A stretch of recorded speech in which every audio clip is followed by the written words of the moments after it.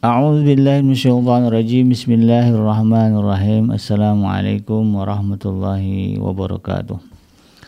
Innal hamdalillah nahmaduhu wa nasta'inuhu wa nastaghfiruh wa na'udzu billahi min shururi anfusina wa min sayyiati a'malina. May yahdihillahu fala mudilla lahu wa may yudlilhu fala hadiya lahu. Asyhadu an la ilaha illallah wahdahu la syarika lahu wa asyhadu anna Muhammadan abduhu wa rasuluhu la nabiyya ba'dah. Allahumma salli wa sallim ala hadzal nabiyil karim wa ala alihi wa ashabihi wa man tabi'ahum bi ihsanin ila yaumiddin. Wa qala Allah ta'ala fi kitabihil karim ya ayyuhallazina amanu taqullaha haqqa tuqatih wa la tamutunna illa wa antum muslimun. Ya al-haqqa dakhalna mudkhala sidikin wa akhrijna mukhraja sidikin. Waj'alana min ladunka sultanan nasira ja'al haqqa zahaqal batil innal batila kana zahuqa. Ya ghafur rabbana innana amanna faghfir lana dzunubana wa qina adzabannar amma ba'd. Alhamdulillah, segala puji adalah milik Allah, Tuhan semesta alam yang telah menciptakan kita, dan karena rahmat dari Allah Subhanahu wa taala kembali kita berjumpa di channel iDream TV dalam program Tadabbur Al-Quran, ya, di mana insyaallah kita akan kembali belajar tentang apa yang diwahyukan oleh Allah Subhanahu wa taala kepada kita manusia, agar wahyu itu menjadi hidayah, menjadi petunjuk, ya, dalam upaya kita, ya, mengarungi kehidupan ini menuju Allah Subhanahu wa taala. Tidak lupa kita baca salawat dan salam Allahumma salli ala Sayyidina Muhammad wa ala ali Sayyidina Muhammad. Assalamualaikum ayuhan Nabi wa rahmatullahi wabarakatuh.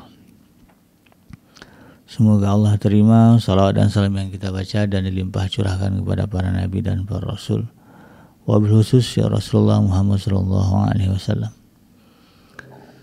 Dan kita berharap semoga kita termasuk ke dalam kelompok orang yang akan berbahagia ketika berjumpa dengan Allah nanti di yaumul mahsyar, dijauhkan dari siksa api neraka, dimasukkan ke dalam jannah, dan dipertemukan dengan Rasulullah Muhammad sallallahu alaihi wasallam.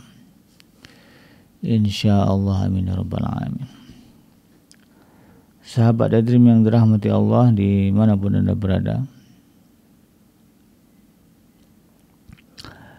di dalam program Tadabbur Al-Quran ini kembali kita melanjutkan kajian di surah Al-Baqarah. Kita akan beranjak di ayat yang ke-151. Di dalam ayat yang ke-151 ini Allah Subhanahu wa taala mengabarkan kepada kita tentang bagaimana sesungguhnya Rasulullah Shallallahu Alaihi Wasallam itu berdakwah. Bagaimana sesungguhnya ayat-ayat Allah Subhanahu Wa Taala itu sampai kepada kita. Di dalam ayat ini Allah Subhanahu Wa Taala berfirman, A'udzubillahi minasyaitonirrajim. Kama arsalna fikum rasulam minkum yatlu 'alaikum ayatina wa yuzakkikum wa yu'allimukumul kitaba wal hikmata wa yu'allimukum ma lam takunu ta'lamun.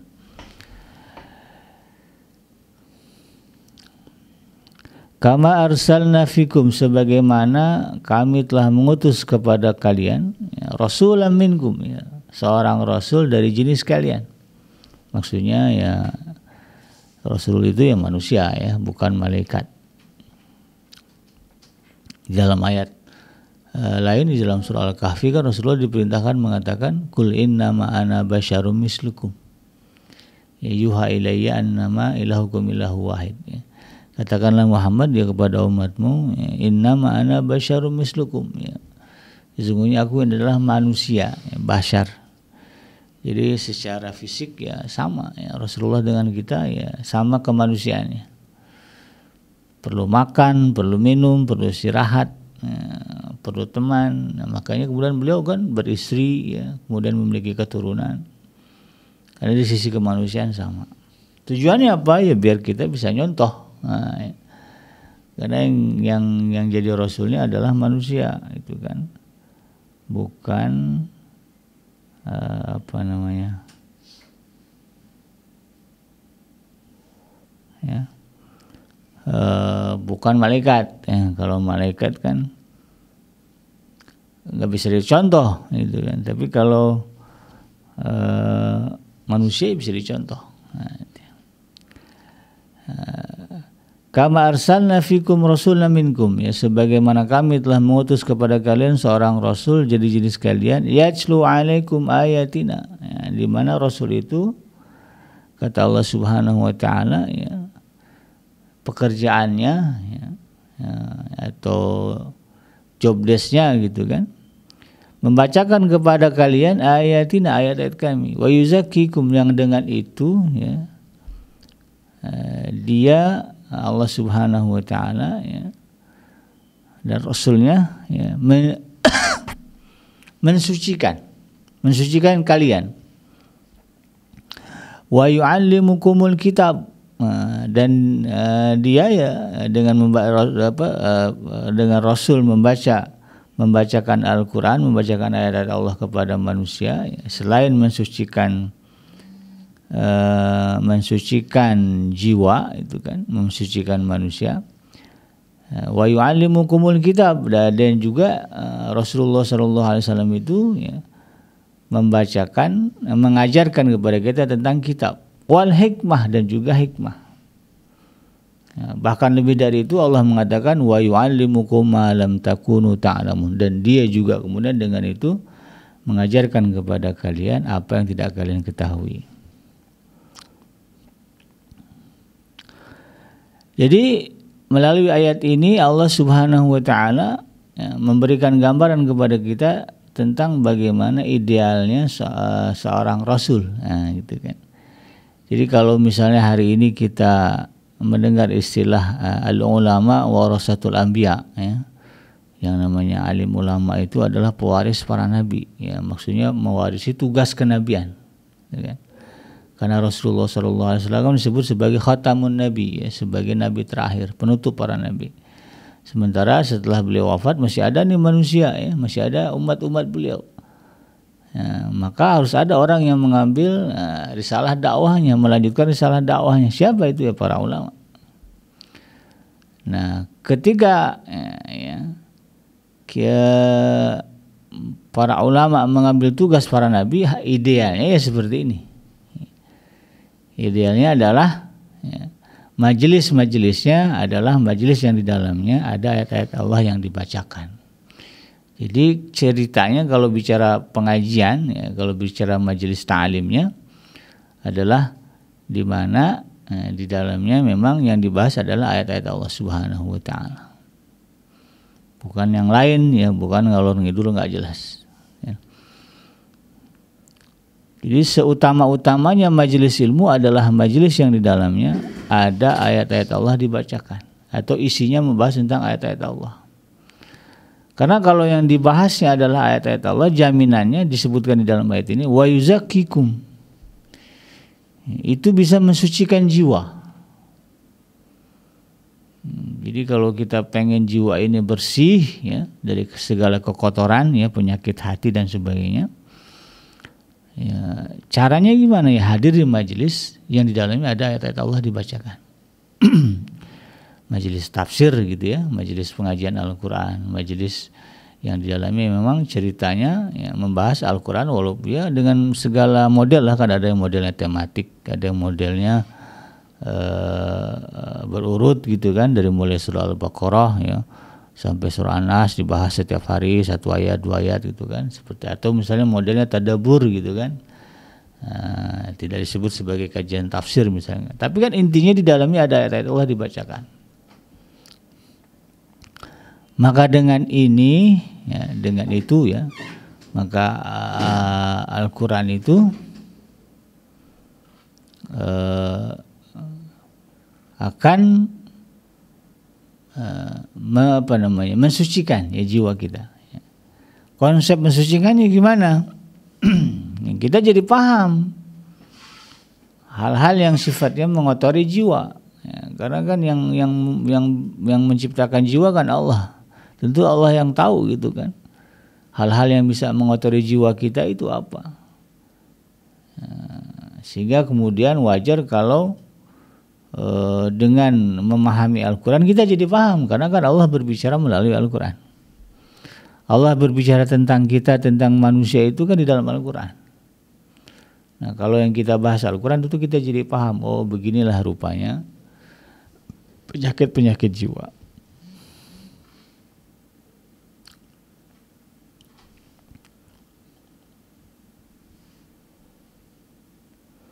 Nah, di dalam Al-Quran sendiri ya disebutkan, nah, ya, ya, selain mensucikan dari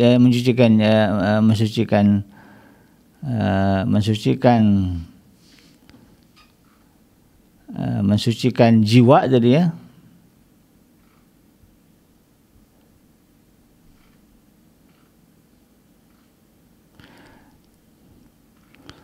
Selain mensucikan jiwa, wa yu'allimukumul kitab.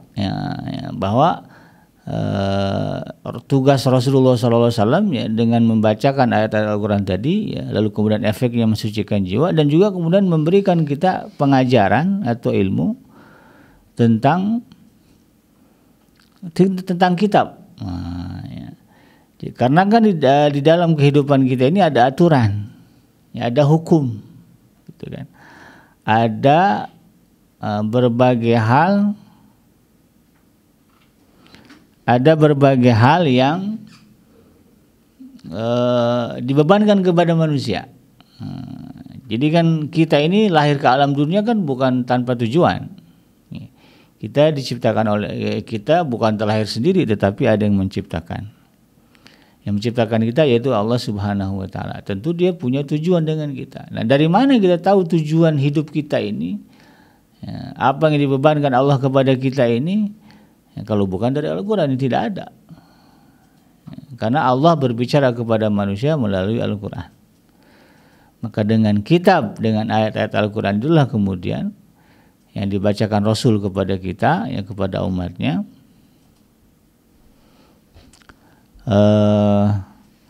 Maka semakin jelas, ya, makin terang oleh kita. Oh, ternyata Allah memerintahkan kita untuk selalu mengingat Dia, ya, dalam keadaan apapun. Ya.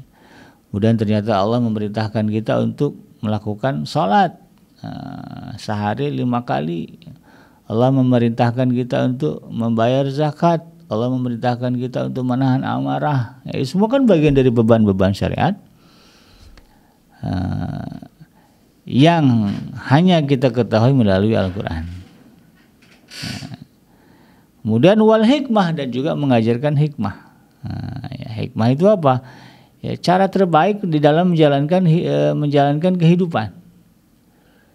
Ya, kita tahu perintah-perintah Allah Subhanahu wa taala dengan diajarkannya hikmah kepada kita, maka kita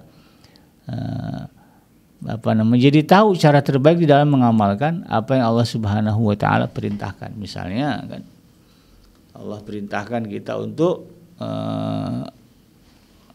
berzakat, begitu kan, atau bersedekah. Ya, bicara sedekah itu kan ada urutannya itu, ya, nggak sembarangan main kasih-kasih aja gitu kan. Ya, Allah perintahkan misalnya kita puasa. Dengan puasa itu kita dapat hikmah itu. Oh, ternyata begini rasanya lapar gitu, ya. Jadi kalau jadi orang ya harus sensitif lah sedikit gitu, ya. Kalau ada orang kelaparan, ya, jangan sampai nggak ditolong, ya. Karena dalam ayat Quran kan banyak itu perintah untuk memberi makan, ya. Jadi situ hikmahnya.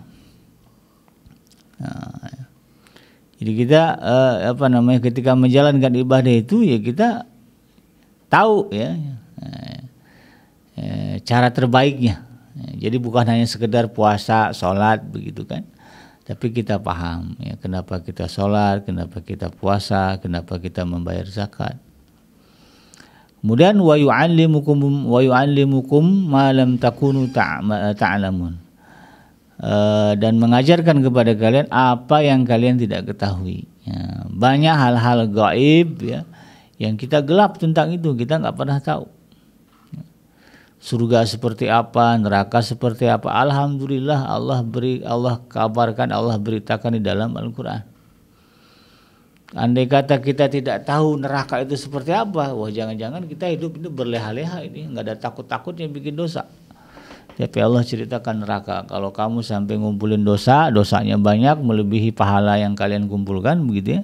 Ya nanti ditimbang ya, kalau ditimbang ternyata dosanya lebih banyak daripada pahalanya, siap-siaplah kalian ya, dicemplungkan ke dalam neraka. Kayak gimana neraka itu ya Allah dijelasin dalam Al-Quran ya, bagaimana siksanya neraka. Nah, tinggal disadar-sadarilah ya, kuat gak kita ya menjalani siksa seperti itu. Nah, kalau sampai kita nggak tahu, bisa jadi kita mungkin terlalu nyantai ya, atau mungkin nggak hati-hati. Allah ceritakan surga di dalam Al-Quran ya, supaya kita kemudian termotivasi untuk beramal saleh, untuk istiqamah ya, untuk bisa bersabar. Di dunia kita miskin misalnya ya, Allah uji dengan kemiskinan misalnya, Allah uji dengan wajah yang tidak tampan atau tidak cantik, begitu kan. Itu kan ujian dari Allah. Nah, kalau kemudian kita tahu, oh ternyata di surga nanti ya Allah katakan ya, kita akan diberikan apa yang kita mau. Nah, mau kaya nanti Allah kasih gitu ya. Ternyata di surga nanti kita jadi muda gitu ya. Kan disebutkan sebaya ya. Ya ada wildanu mukhalladun ya, gitu ya. Sebaya rata itu kan, dan apa namanya di dalam disebut juga kan memancarkan cahaya ya. Orang-orang beriman yang dalam surga itu nanti memancarkan cahaya. Ya nuruhum yas'a baina aydihim wa bi aymanihim ya. Cahaya mereka itu mengitari tubuh mereka ya dari kanan dan kiri. Ya, jadi glowing kita itu ya. Nah, itu jadi motivasi ya, enggak apa-apalah ya di dunia muka pas-pasan gitu kan, nggak bisa show up gitu kan. Ntar di akhirat kita jadi cantik, jadi tampan, jadi glowing. Nah itu yang apa namanya bisa muncul dalam diri kita karena kita tahu ya. Ya. Siapa yang memberitahu itu ya Allah Subhanahu Wa Taala dalam Al-Quran. Jadi intinya sahabat hadirin yang dirahmati Allah, ketika kita berbicara Al-Quran atau ketika kita berbicara tugas kenabian, tugas kerasulan, tugas dakwahnya seorang nabi, inilah yang idealnya. Nah, kalau kita ya ingin mengambil tugas atau risalah kenabian, ya inilah yang idealnya. Ya, ketika berhadapan dengan manusia, berhadapan dengan masyarakat, berhadapan dengan umat, yang kita perbincangkan, yang kita ramaikan, yang kita angkat, yang paling utama adalah Al-Quran. Ingatkan masyarakat kita, umat kita, ya, kaum kita, kelompok kita, keluarga kita lah kalau kita bicara personal gitu kan. Ya, kan kalimatnya ku anfusakum wa ahlikum nar. Ya, jagalah dirimu dan keluargamu. Ya. Maka ketika kita ingin menyelamatkan keluarga kita dengan risalah dakwah kenabian ini, maka ingatkanlah keluarga kita tentang ayat-ayat Allah Subhanahu Wa Taala. Ingatkan anak-anak kita, istri kita, suami kita tentang ayat-ayat Allah Subhanahu Wa Taala. Ya. Jangan kemudian diomelin nggak jelas. Ya, anak istri kan mau marah sama suami. Yang paling bagus itu ya ketika kita ingin menyampaikan pendapat, ya ketika ingin menegur suami, sampaikan ya, tegur dia dengan ayat Al-Quran. Nah, itu ngefek itu, karena kan Al-Quran itu kalau kita lihat di dalam Al-Quran sendiri disebut sebagai kaulan syadida, ya, ucapan yang membekas. Jadi, kalau kita nasihatin orang, negur orang, nah, misalnya ini istri ya, negur suami ya. Kalau pengen perkataan itu membekas, dahsyat efeknya, tegur dengan Al-Quran. Bang, ya, abang itu kalau saya perhatiin kok gini. Padahal kan di dalam Al-Quran Allah perintahkan kita gini bang. Coba abang lihat di dalam surah ini, ayat ini gitu kan. Abang nggak takut apa? Nah, dia bantah ucapan istrinya, dia akan berhadapan dengan Allah Subhanahu Wa Taala. Wah itu dahsyatnya di situ. Ya. Mungkin ada istri yang susah ya dengan kelakuan suaminya. Nah, kalau mau tegur pakai ayat. Kalau dia bantah itu, ya dia berhadapan dengan Allah nanti. Dahsyat. Ya. Tapi kalau yang keluar ucapan kita ya bukan ucapan Allah Subhanahu wa taala, bukan kalamullah, bukan ayat-ayat Allah, kalau dia bantah ya enggak efek, yang paling yang ada ya kita sakit hati gitu kan, ujung-ujungnya bertengkar, berkelahi, bercah gitu. Jadi ribut gitu kan. Jadi kalau kita pakai ayat Al-Qur'an ya, dia mau ngebantah ya udah diamin aja. Toh nanti yang akan dihadapi adalah Allah Subhanahu wa taala. Anak-anak kita juga ingatkan ya, kalau dia misalnya udah kelihatan ya cenderung kepada lawan jenis, bilang sini nak, ayah mau kasih tahu, kamu tahu enggak? Di dalam Al-Qur'an itu Allah sudah ngasih warning kepada kita ya. Disebutkan wala taqrabuz zina. Janganlah kalian mendekati perbuatan zina, innahu kana fahisyata wa sa'a sabila. Perbuatan zina itu adalah perbuatan yang keji dan jalan yang buruk. Nah, kamu tahu enggak ya, jalan yang buruk kayak gimana? Ini kalau ada jalan bagus, jalan buruk, ya, kamu sebetulnya pilih jalan yang mana? Nah, mungkin nggak normalnya kamu pilih jalan yang buruk? Nggak mungkin kan? Nah, dalam urusan ini juga kamu harus pikir begitu. Kalau sampai kamu nanti berzina, nah, hidup yang akan kamu lalui itu kehidupan yang buruk aja. Kalau mengikut ayat itu. Nah, sadarkan anak kita tentang larangan Allah yang memang sumbernya Al-Qur'an. Nah, sehingga kemudian nanti dia mendapat pencerahan, istilah itu. Bukan yang jadi dia tahu yang ngomong yang melarang dia untuk melakukan perbuatan zina itu, atau katakanlah kita melarang dia pacaran ya. Yang melarang dia pacaran itu bukan orang tuanya, tetapi Tuhan yang menciptakan dia. Nah, ya. Dimunculkan kesadaran itu. Kita pengen anak kita nggak pelit, berbagi. Nah, ya. Ayah tahu kamu tuh suka dengan barang kamu, ya kamu seneng lah gitu ya.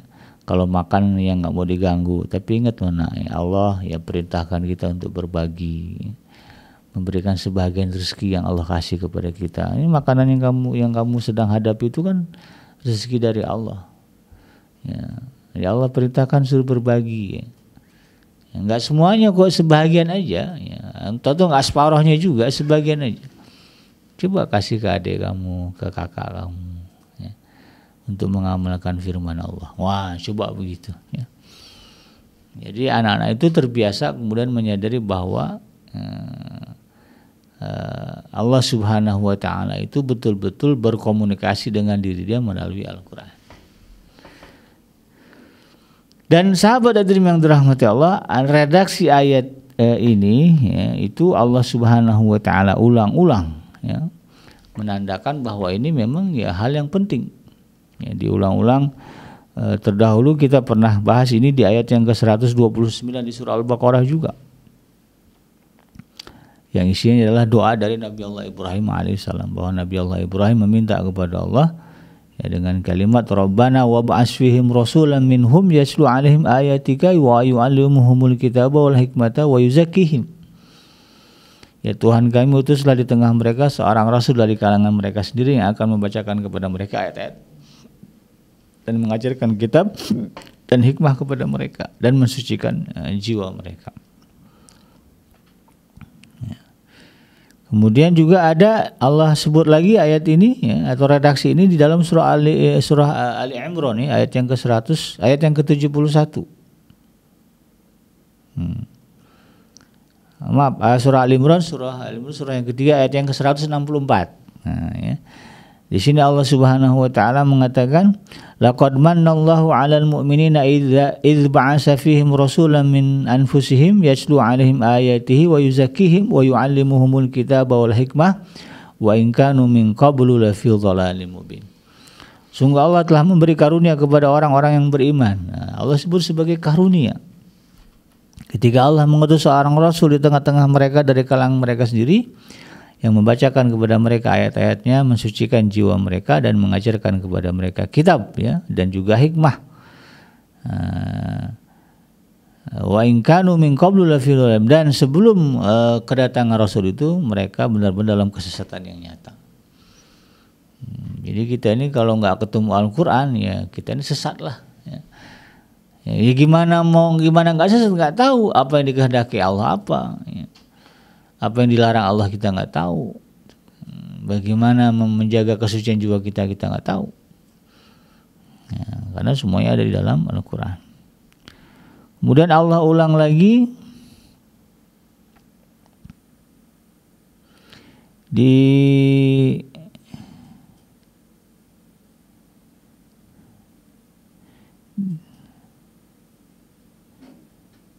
dalam surah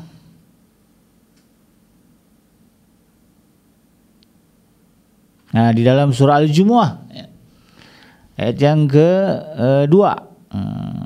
Surah Al-Jumu'ah ini surah yang ke-62. Allah katakan huwallazi ba'atsa fil ummiyina rasulan minhum yatlu 'alaihim ayatihi wa yuzakkihim wa yu'allimuhumul kitaba wal hikmata wa in kanu min qablu lafi dhalalin mubin. Bahkan ini mirip ya redaksinya dengan surah Ali Imran ayat yang ke-164. Wallazi ba'atsa fil ummiyin, ya, dialah yang mengutus seorang rasul kepada kaum yang ummi, ya,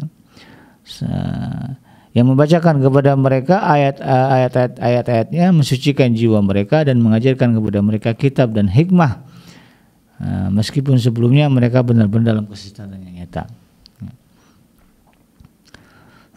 Demikian juga Allah ulang lagi nih ya di dalam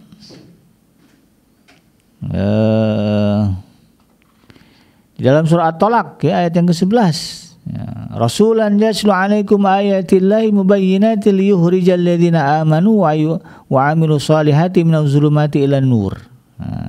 Ya. Dengan mengutus seorang rasul yang membacakan ayat-ayat Allah kepadamu dan yang menerangkan bermacam-macam hukum agar dia mengeluarkan orang-orang yang beriman dan mengerjakan kebaikan dari kegelapan kepada cahaya. Jadi tugas Rasul itu yaitu membacakan ayat-ayat Allah kepada umatnya, bukan yang lainnya gitu kan, bukan ngalor ngidul nggak jelas gitu kan. Demikian juga Allah ulang di dalam surah Al-Bayyinah ya, ayat yang kedua, Rasulan minhum yatlu 'alaihim ayati Rasulan minhum yatlu 'alaihim ayatihi. Rasulan minhum yatlu 'alaihim suhufan mutahharah. Maaf ya. Ya, seorang rasul ya dari Allah ya, yatlu 'alaihim suhufan yatlu suhufan mutahharah, yang membacakan kepada umatnya ya, suhufan mutahharah, lembaran-lembaran yang suci. Jadi para rasul memang dari dulu ya, dari awalnya rasul pertama itu kalau di dalam kitab Qasasul Anbiya yang dikarang oleh Al-Imam Ibnu Katsir, rasul pertama itu adalah Nabi Allah Nuh alaihissalam. Ya, karena dari zaman Nabi Adam sampai menjelang zaman Nabi Nuh semua manusia itu Islam. Ya, lalu di akhir-akhir menjelang Nabi Nuh datang itu sudah mulai ada kekafiran, karena kekafiran manusia sudah muncul, maka diutuslah seorang nabi ya dengan tugas itu tadi ya, maka nabi ini disebut sebagai rasul. Jadi siapa? Nabi Allah Nuh alaihissalam. Ya, dari mulai Nabi Nuh sampai rasul terakhir Nabi Muhammad SAW tugasnya sama ya. Desk job ya, job desknya sama ya, yaitu apa? Membacakan ayat-ayat yang diturunkan oleh Allah Subhanahu wa taala kepada mereka ya, kemudian dibacakan kepada umatnya. Maka ya dengan demikian ya ini menjadi sebuah dorongan bagi kita untuk kemudian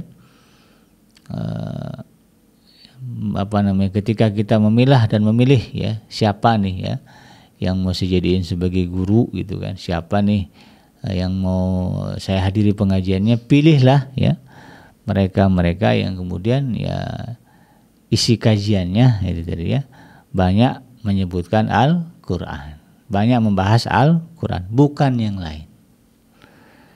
Ya, jadi jangan sampai kita disibukkan dengan mengkaji yang lain lalu kemudian melupakan mengkaji Al-Quran. Jangan paham banget politik ya, tapi kemudian ya kan ada politik itu kan ada ya pembahasan, ada sahsiah gitu ya. Paham banget politik tapi kemudian ya, Al-Qurannya banyak nggak ngerti. Paham banget tentang sunnah banyak deh, tapi Al-Qurannya banyak nggak ngerti.